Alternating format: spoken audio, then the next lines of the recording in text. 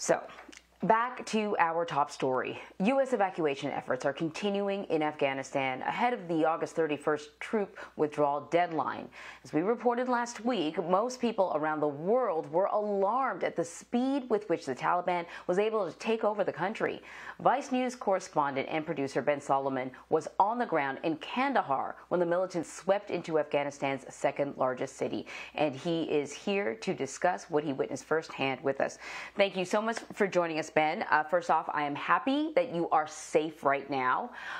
What was it like when the city fell to the Taliban?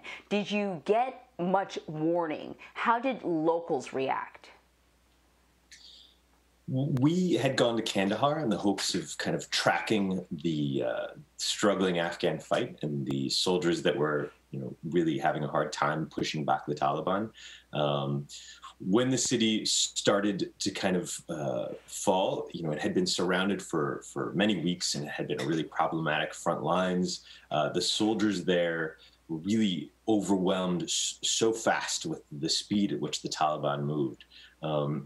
Just a few weeks ago, as they were holding these lines, these soldiers had been there for months. They were out of food. They were out of ammunition. They were totally undersupplied. A lot of their supply routes had been cut off by the Taliban's siege on the city. And this isn't just Kandahar. This was in Herat. This was in Kunduz. This was so many cities that had the same problem. These forces, the army forces, I think a common understanding now that a lot of the American government has been saying is that there was not enough will. There was not enough kind of push by these forces to fight. What we found was that was not true. These forces were hungry to fight. They wanted to defend these cities. They just didn't have the support. They didn't have the supply lines, and they didn't have the ammunition even, or the food to keep going. Ben, I find that so interesting because I have heard over and over again as well that, the Afghan troops are well equipped, they're well trained, what they lack is the will.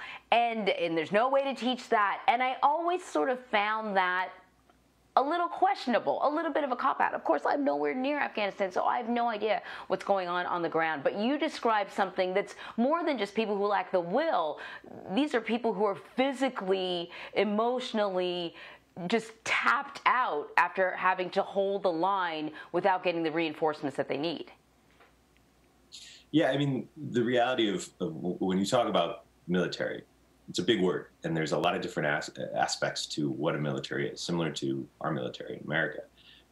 There's high-level military. There's really experienced, well-trained, well-supplied soldiers, and we were with them as well. And then there's lower rings. There's the National Army. There's the local police force. There's different kind of security agencies securing different areas.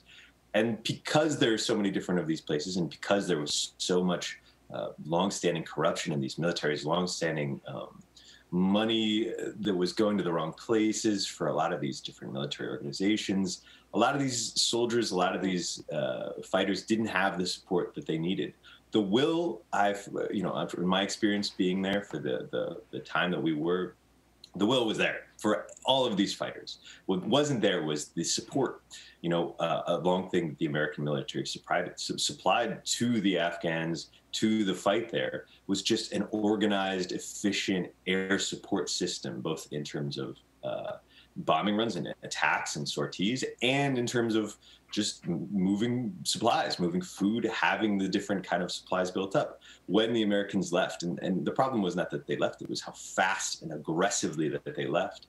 The Afghan forces were left without that support very quickly. So the crumble, a lot of the kind of fall apart that we saw happened not just because the Americans left, but because they left at such a fast and uncomfortable pace that the Afghans in the military there just didn't know how to keep up. So, what about the people living there? We're seeing people sort of scrambling to get first to Kabul and to get to the airport. And it seemed by the time we were hearing about reports of people trying to get there, it was too late. But what you seem to be describing is that a lot of these routes had been cut off, long before kind of last week, that if you didn't get out maybe a month ago, then the chances of getting out as a resident would have been really hard. For residents, Kandahar, where we were in the south, is about a 12 to 14-hour drive from Kabul. That's a dangerous drive. That's up until a few months ago, it was a Taliban-controlled drive, and then the airports were as complicated as they are where we're going to be a few months ago, but still open and smooth. For the residents of Kandahar, for the residents all over the country, there is an amount that you can kind of blend into the civilian population and kind of try to keep your head down. The real concern is for the people who have worked with the Western forces there, the Americans, the Brits, and it's not just interpreters or soldiers. It could be as somebody who worked at a restaurant that served Americans, somebody that just poured water for American forces at a restaurant. People like that are similarly have to wonder, am I a risk? Am I going to be seen as a collaborator? Is the Taliban going to consider me an enemy of the state? This new formation of the Afghan state. So, for the people, there is just like a deep, unsettling fear after 20 years of interacting with these Western forces and Western governments, and thinking that they would support and they would be there at times like this when it was its hardest. But now, with them gone, there's really not a lot of support. There's really not a lot of, guarantee that they're going to be okay and that things are going to work out. So there's a lot of fear. There's a lot of kind of worry of what happens next now. So really quickly, Ben, because we're kind of running out of time, but you and your crew got out with the help of the 03 unit. Just tell us quickly, how they helped you, were you stopped by the Taliban, as quick as you can, how you were able to get out. Sure. The 03 unit is one of the most elite and one of the most secretive units in the Afghan military. There's not a lot of access to them. When the attacks by the Taliban were pushing through the city and towards the airbase, it was kind of the last resort. So we kind of ended up with them because there was just no other place to go.